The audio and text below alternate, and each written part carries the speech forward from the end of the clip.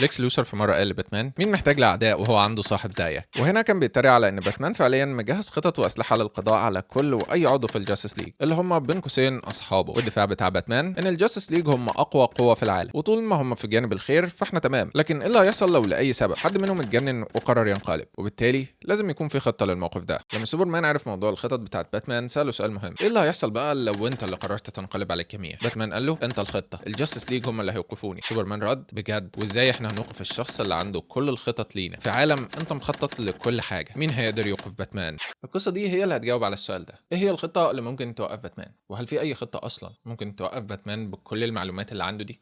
قبل ما نبدا يا ريت ما تنساش اللايك والسبسكرايب، ده لو مش هتقل عليك يعني. بقول لك يا عبد المجيد، انا عارف ان انا متقل عليك، بس يا ريت نخلص الفيديو ده قبل العيد يعني، وهنا انا اقصد عيد رمضان مش عيد الاضحى. تمام.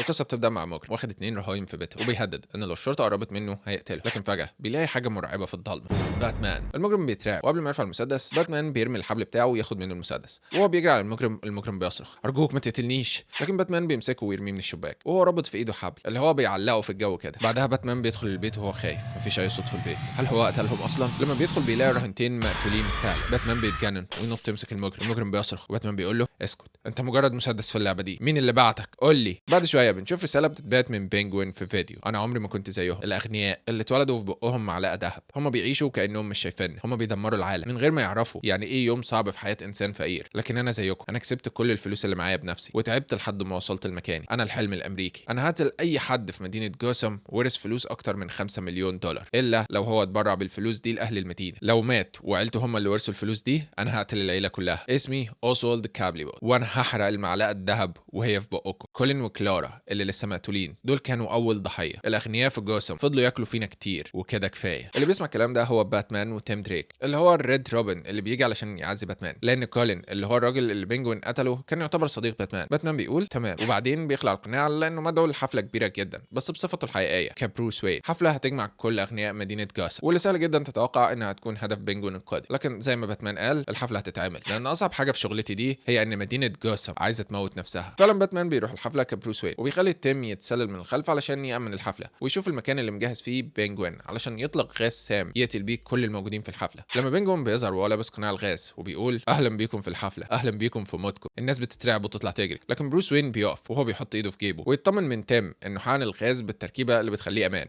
علشان ما يقتلش حد. وبعدها بيخلع الجاكيت ويلبس قناع باتمان وهو بيقول لبينجوين: انت دايما متاخر كده. بينجوين قال: لا، انت مش المفروض تكون هنا. باتمان بيقرب منه وهو مستغرب: انت في العاده بتكون حريص اكتر من كده، ايه اللي حصل؟ ولما قرب منه بيكتشف ان ده مش بينجوين اصلا، لكن ده هو كلاي فيس، وجه الطين او الوحش العملاق اللي مصنوع من الطين وبيقدر يغير شكله وحجمه لاي حاجه. كلاي فيس قال: بينجوين ما سابش اي حاجه للصدفه، حتى لو انت بوظت الغاز ومش هيخليهم يموتوا، المبنى هيقع ويموتهم. باتمان بيشاور لتيم: بسرعه افتح الابواب علشان تخرج الناس، وتيم بيجري ناحيه الابواب بسرعه جدا. باتمان بيقول لكلاي فيس: اخر مره واجهتك فيها حقنتك بماده كنت بشتغل عليها بقالي فتره، الماده دي هتحول جزيئات الطين بتاعتك لماده متفجره. وهو بيطلع جهاز لو داس عليه هيفجر كلاي فيس، اللي بيقول: انت اكيد مش هتعمل ده. باتمان قال له بكل ثقه: جربني، انقذ الناس دول وقول لي فين مكان بينجوين والا هخليك تفرقع في السماء. تيم كان وصل للابواب، وقبل ما يفتح في حد من المجرمين قام وهو ماسك مسدس وضرب طلقه اللي جت في رقبه تيم دريك. باتمان اترعب: روبن. تيم وهو مصاب قال لهم: ابعدوا، ورمى القنبله اللي فجر بيها الباب علشان يفتح الطريق للناس تهرب من انهيار المبنى فوق. باتمان طلع يجري على روبن وهو بيقول لكلاي فيس: غطي الناس كلها من الانهيار يا كلاي فيس ولا هخلص عليك. وكلاي فيس بيحاول ينقذ الناس كلهم فعلا. باتمان بيجري على تيم دريك اللي بيكون على وشك الموت، وبعدين بيشيله ويطلع يجري بيه: امسك نفسك يا ابني،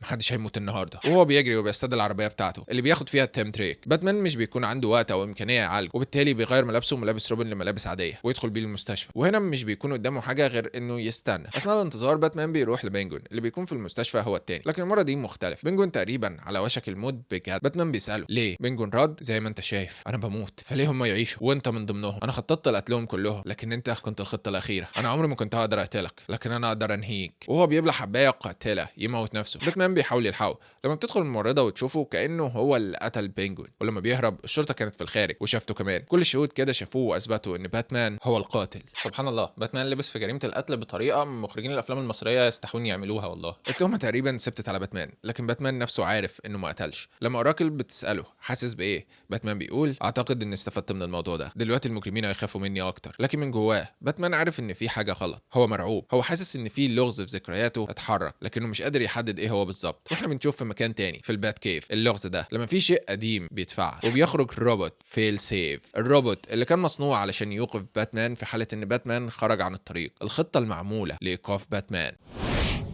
تيم دريك بيفوق لكنه مش بيسمع كلام باتمان اللي بيكون عايزه يرتاح وبيقول له انا كويس وانا مسؤول عن نفسي دلوقتي. باتمان بيرجع البيت وهو بيفكر في كل حاجه لما فجاه بيشعر بحاجه. فيل سيف بيهاجم باتمان، بيهرب من هجمته في اخر لحظه لكن باتمان مش عارف ده ايه اصلا. هو بيقيمه، الروبوت ده سريع وقادر يقاتل، انا ما عنديش اي فرصه قدامه، لو كملت كده هموت. وعلشان كده بيستدعي السياره بتاعته اللي بتجري قدامه وهو بيرمي مسدس الحبل بتاعه عليها علشان تخطفه. الروبوت بيبدا يجري وراه لكن باتمان بيرمي شرايح فيها قنابل على الروبوت علشان توقفه شويه ويقدر يهرب. بيوصل في وسط المدينه واوراكل بتكلمه، انت حالتك سيئه جدا. والروبوت، انا قادر اراقبه بالقمر الصناعي، هو عندك. باتمان بيقول لها انا ههتم بيه. باتمان بيبدا بانه يرمي عليه شرايح وهو بيفكر ده روبوت، يعني في حد صنعه واكيد في حد يقدر يوقفه. راكل بتقول ان الروبوت ده فيه تقنيات كتير ومختلفه بما فيهم تقنيات من روبوت زي اميز. وفي القتال كل الحاجات اللي رماها باتمان عليه ما اثرتش فيه لحد ما الروبوت وصل وضرب باتمان بكل قوه. راكل بتصرخ عليه، رد عليا ارجوك انت بتموت. باتمان قال ده صعب جدا يا راكل، لازم اهرب. وهو بيرمي الحبل بتاعه علشان يهرب لفوق لكن قبل ما ينط الروبوت مسكه من العبايه بتاعته وضربه في الارض بكل قوه. باتمان بيفكر ازاي حاجه بالحجم ده بتتحرك بالسرعه والرشاقه دي، انا مش قادر اعمل اي حاجه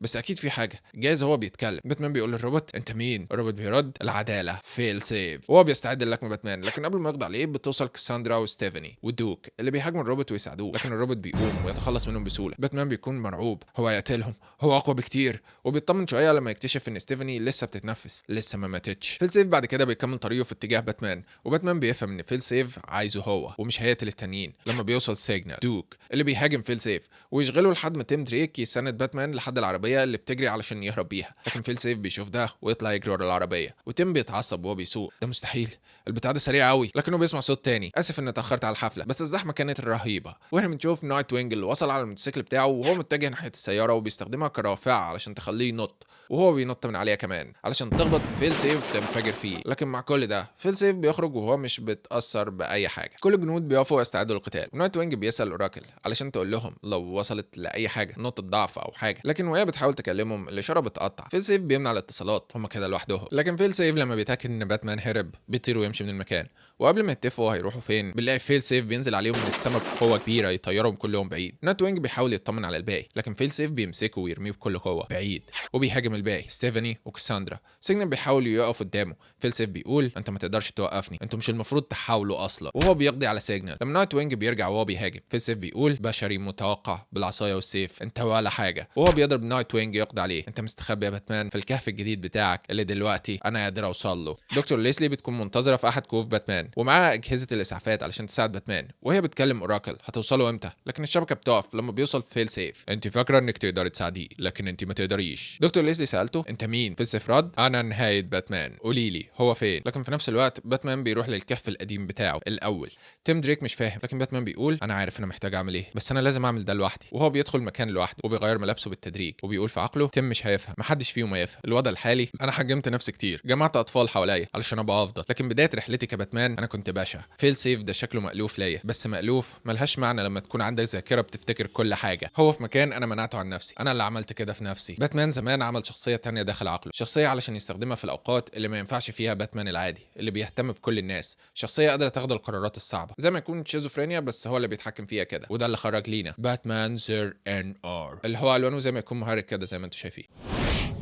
لما بيخرج باتمان الجديد تيم مش بيكون فاهم اي حاجه، انت مين؟ باتمان بيرد انا باتمان زر ان ار. باتمان بتاعك استدعاني علشان انقذ العالم، انا مش بروس وين، هو خلاني جوه عقله كشخصيه داعمه متحرره من قيود بروس وين، انا اللي بحميه في حاله حصل هجوم عقلي مثلا ولا حاجه. هو فاكر ان انا اللي صنعت فيل سيف لانه مستحيل يقدر يصنع الشيء اللي هيوقف باتمان لكن للاسف انا مسحت ذكرى صنعه من عقلي لاني كنت عارف ان باتمان بتاعك هيستدعيني علشان انقذه وفيل سيف كان مصنوع علشان يقضي عليا اصلا في حاله اتحولت. لما بيوصل فيل سيف باتمان بيقول لتيم استعد وهو بيضرب صاروخ من ايده اللي بينفجر في فيل سيف. تيم بيتفاجئ ايه ده؟ باتمان بيطلع يجري، اتحرك مفيش وقت، اوعى تتردد، فيل سيف مش هيتوقف غير بموتي. فيل سيف بيقول باتمان زر ان ار، باتمان اللي فقد طريقه هو ميت، انت لازم تقف. تيم قال له انت لو عايز توقف باتمان يبقى لازم توقف روبن معاه وهما الاثنين بيهاجموه بالسيوف الناريه لكن فيل سيف بيقدر يرمي تيم تريك وهو بيقول باتمان قتل انسان، باتمان لازم ينتهي. فيل سيف بيواجه باتمان وتيم على الارض بيقول لا هو ما قتلش بينجوين، بينجوين هو اللي خدعه. فيل سيف بيقدر يرمي باتمان بقوه، الخدع مش هتنفع يا تيم دريك. لما باتمان بيكون رمى قنابل على الجزء من الكهف اللي فوق فيل سيف علشان يقع عليه حجاره كتير من الكهف، تيم بيجري على باتمان. انت جايز تكون باتمان زرقن مش عارف ايه، بس انت لسه في جسم باتمان العادي اللي لسه مطحون من البتاع ده دلوقتي، لازم نهرب. تيم بيخرج مع باتمان، لكن باتمان بيحاول يرجع للقتال. تيم بيقول له انت بتقول انك باتمان من غير بروس وين، يبقى اتصرف زي باتمان. وهنا باتمان بيسمع كلامه وبيضع عليه زي قنبله علشان تنفجر فيه، وهما الاثنين مستخبيين، لكنها مش بتاثر في فيل سيف اللي بيكمل حركه في المنزل وهو بيتكلم. هل باتمان النقي اخطر من باتمان العادي؟ هل فعلا هو باتمان من غير اي نواقص، ولا هو مجرد باتمان متهور؟ وفيل سيف بيقطع الصور اللي فيها عائله باتمان، وقبل ما يقطع صوره الفريد باتمان بيخرج ويهاجمه. ابعد عن الفريد. فيل سيف بيصد الضربه ويرميه بقوه كبيره، وتيم بيخرج يهاجمه من الخلف، لكن فيل سيف بيقوم ويرميه برضه. غلط انك تقاتل علشانه، هو مش بيهتم بيك اساسا. باتمان ده بيقاتل علشان نفسه ومش مهتم بعيلته. باتمان رجع للقتال وهو بيقول مش عيله، دول جنود ودي حرب، وهو بيهاجم فيل سيف. شخصيه باتمان الحقيقيه سمعت ده واتعصبت. اوعى تنسى انت مين يا زر، انا سبتك تخرج لاني كنت فاكر انك تقدر توقف فيل سيف. زر قال انا اللي صنعته، انا اقدر اوقفه. باتمان هو عارف كل الخدع بتاعتك، هو بيحاول يوقف باتمان اللي انت عارفه، باتمان اللي مش بروس وين، لكن انا الاثنين، وتيم مش جندي عندي، هو ابني. وفي الوقت ده باتمان بيقدر يستعيد السيطره من زر.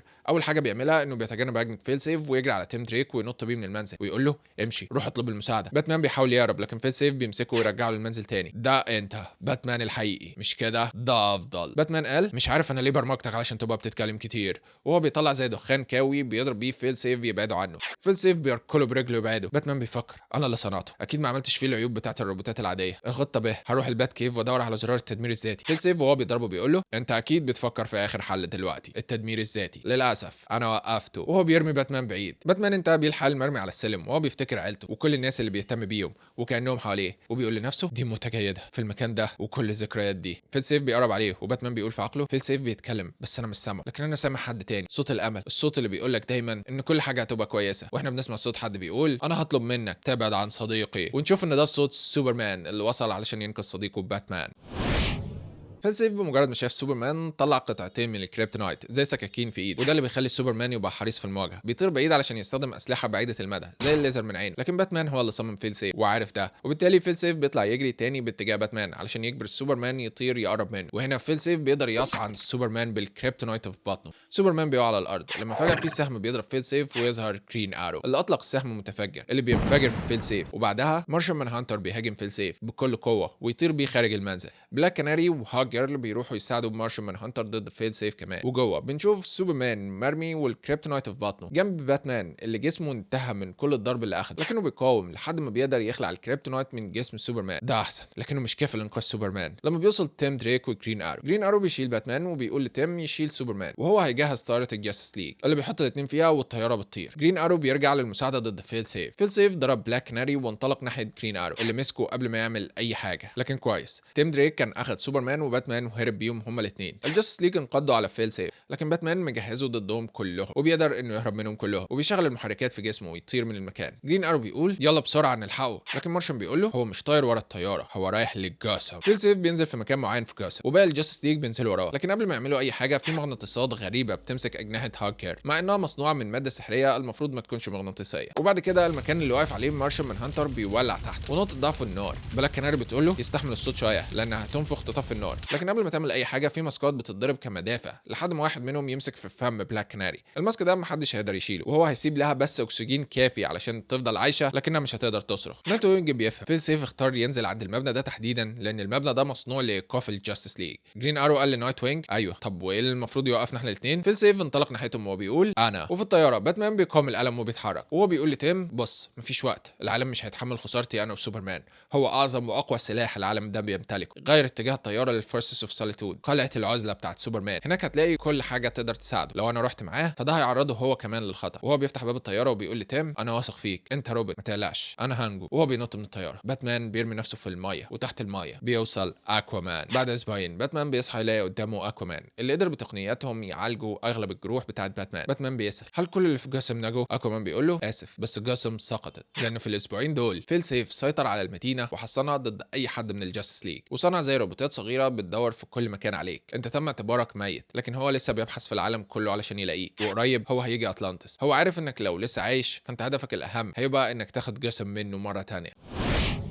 اكوامان بيقول له انا عايز اعرف ايه هو البتاع ده. باتمان رد ده غلطتي انا، وعي التاني صنعه علشان يوقفني في حاله اني خرجت عن السيطره وقتلت انسان بارادتي. هو عارف كل خططي. قبل كده الفريد كان الوحيد اللي يعرف، وهو اللي كان عنده القدره يوقفه قبل ما يتحرك اصلا، لكن بموت الفريد مفيش حد هيقدر يوقفه. اكوامان بيقول له وبوجودك هنا انت بتعرض اطلانتس للخطر برضه. باتمان بيقول في عقله دي حقيقه، الحل الوحيد لكل ده هو باني استسلم، موتي هيبقى الحل الوحيد. اكوامان بيخرج ويتخانق مع جنود علشان يحموا باتمان برغم رفضهم، لكنهم بيوافقوا. لما فيل سيف بيدخل يهاجم اكوامان اول واحد بيصيبه، وبعدين يهددهم بيه انا هقتله لو قربت قولوا لي هو فين. اكوامان بيامرهم بالرفض لكنهم بيقولوا له على المكان. لما فيل سيف بيدخل بيلاقي ان باتمان هرب. باتمان بيكون عند قاعده الجاستس ليج اللي على القمر، ده هيديله شويه وقت، لكن قبل ما يكمل كلام بيلاقي ان في سفينه جايه باتجاهه. بيدي اوامر للمدافع علشان توقع الطيار، لكن لما الطياره بتنفجر فيل سيف بينجو وبيوصل برضه. باتمان بيستخدم سلاح فضائي من الموجودين هنا وبيطلق بيه على فيل سيف. الطلقه اللي بتاثر فيه فعلا، لكنها برضه مش بتوقف فيل سيف تماما، اللي بيرجع ويلكم باتمان بكل قوه. باتمان وهو بيترمي بيحاول يلف علشان يطلق ضربه تانية، لكن فيل سيف سريع جدا وبيدمر السلاح. باتمان بيستغل انفجار السلاح في انه يهرب ويرمي الحبل بتاعه اللي بيسحبه بره الغرفه لغرفه تانية. باتمان كسب حوالي 30 ثانيه. باتمان بيوصل للنقل اللحظي وبيقف فيه، وهو بيراهن ان حتى الروبوت اللي هو صنعه بنفسه ما فكرش في الحركه الجايه دي. فيل سيف بوظ المستقبلات بحيث ان الناقل ده ما يشتغلش، لكن باتمان عكس الناقل وهيخليه ينقل كل حاجه حواليه بما فيها فيل سيف نفسه للارض ويسيب باتمان لوحده في الفضاء. باتمان بيطلب من القاعده ترسل له اي طائره، لكن فيل سيف دمر كل الطرق اللي باتمان كان ممكن يهرب بيها، وباتمان دلوقتي محبوس في الفضاء في الضلمه والبرد لوحده. باتمان على بعد حوالي 240 ألف ميل عن الأرض، مش معاه أي أكسجين، بس الغاز اللي في المسدس الحبال بتاعه ممكن يديله قوة دافعة تحركه لمسافة بسيطة. هو بيستخدمه علشان يقرب من أحد السفن المحطمة. لحسن الحظ السفينة كان فيها مخزون من الأكسجين ما اتدمرش، ده هيديله 12 ساعة من التنفس العادي. باتمان يقدر ينظم نفسه علشان تديله وقت أطول. هو مش هيقدر يخاطر يوجه نفسه للقمر تاني. فيل سيف هيفكر فيها كأول حل، وبالتالي باتمان بياخد الاتجاه التاني لأن مفيش حل غيره. هو هيتوجه ناحية الأرض، وهو بيستخدم الغاز اللي في المسدس علشان يوجهه لوقت قليل، وبعدها جاذبية الأرض هتكمل الطريق، لكن قوة الضغط مستحيل الجسم يتحملها. الحراره عاليه جدا، البدله تقدر تتحمل حراره السقوط لكن قناع الغاز لا. باتمان بيغطي وشه بجزء من البدله وهيضطر يحبس نفسه لباقي الطريق. العبايه بتاعته هيستخدمها زي منطاد ممكن تقلل السرعه، لكنه ما يقدرش يقلل السرعه بنسبه كبيره مره واحده والا جسمه هيتدمر من الداخل. واخيرا باتمان بيقدر انه يهبط من الفضاء للارض في مكان ما في الثلج بالقرب من قلعه العزله بتاعه سوبرمان. في القلعه سوبرمان بيخرج من غرفه العلاج بتاعته برغم انه لسه ما خلصش علاج، لانه سمع صوت باتمان. لما بيدخل باتمان تيم بيساله ايه اللي حصل، وباتمان بيرد ببساطه انا وقعت من القمر. وبعدين بيقول لسوبرمان انا هحتاجك تكسب لي شويه وقت علشان انهي الشيء ده مره واحده وللابد. واحنا بنشوف ان فيل سيف جاي ليهم هنا كمان. سوبرمان بيظهر قدامه لكن المره دي وهو مستعد ولابس الدرع المضاد للكريبتونايت. للاسف سوبرمان مش في كامل قوته، وده اللي بيخلي فيل سيف عنده فرصه لمواجهه حركات سوبرمان وهما بيهاجموا بعض. سوبرمان بيتفوق على فيل سيف، لكن فيل سيف عارف معلومات منها ان الكريبتونيين عندهم نقاط ضغط زي البشر، وهو بيضرب سوبرمان في مكان معين يجبره يطلق الليزر من عينه، لكن بما انه لابس القناع فالليزر بيرد على سوبرمان نفسه وبيدمر القناع كمان. فيل سيف بيقدر يمسك سكينه الكريبتونايت ويقف قدام سوبرمان ويقول له انت صديق جيد على فكره. باتمان بيجهز الخطه بتاعته. الضربه اللي ضربها الفيل سيف بالسلاح الفضائي على القمر كسرت جزء من دفاعاته. هو يقدر يصيبه بفيروس، لكن اي فيروس عادي فيل سيف هيقدر يوقفه. الحل الوحيد هو فيروس اضافي، تعديل بسيط هيغير من شخصيه فيل سيف علشان يبقى اقل عنفا او حاجه، شيء البرنامج بتاعه مش هيكتشفه كتهديد من اول لحظه. تيم قال له طب وايه اللي هيحصل لو ما نجحتش؟ باتمان قال له هو مبرمج للقضاء على باتمان، لكن هو ما عندوش فرصه للقضاء على باتمان وروبن مع بعض. فيل سيف كان بالفعل قدر يقضي على سوبرمان. باتمان وروبن قرروا يهاجموا عليه على طول. الحركات بينهم منسقه بشكل رهيب، لكن فيل سيف عارف كل حاجه وبيقدر يتصدى لاغلب الضربات. لكن برضه باتمان بيقدر ياخد فرصه لانه يضع الفيروس في فيل سيف. الفيروس بيأثر في فيل سيف، ده الفرق. انا باتمان، انا الانتقام، لكن انا لسه بهتم، ودلوقتي انت كمان هتبقى بتهتم. فيل سيف بيتحرك وباتمان بيشعر ان الفيروس اشتغل، لكن بعدها فيل سيف بيرفع ايده بالسلاح تجاه باتمان. انا لازم اتخلص من باتمان، الفيروس ما اشتغلش. تيم بيصرخ وهو بيحاول يقنع الروبوت بالتوقف عن مهمه مبرمج عليها. باتمان بيبص على تيم ويقول له وهو بيبتسم خلاص، وفجاه طلقه بتدمر باتمان وتفجر جسمه. الانوار في فيل سيف بتتحول للون الازرق. باتمان انتهى، البرنامج انتهى، وهو بيطير من المكان في الحال. في مكان تاني بنشوف باتمان شبه منتهي ومصاب بكل الاصابات اللي في الدنيا، لكنه لسه عايش في عالم تاني. وبس كده ادينا عرفنا ايه هي الخطه للقضاء على باتمان في حاله ان هو تخطى القوانين اللي هو حاططها لنفسه. بس غريبه قوي يا مجدي ان قصه زي كده مليانه اخطاء وحاجات غبيه بالشكل ده تبقى حلوه قوي برضو بالشكل ده. يمكن لان دي من المرات القليله اللي تبقى فيها قصه اوريجينال، مش عارف. المهم وبكلم عن مجيد واكد عليه خلص الفيديو بسرعه، كفايه كده الناس قربت تنسانا اصلا.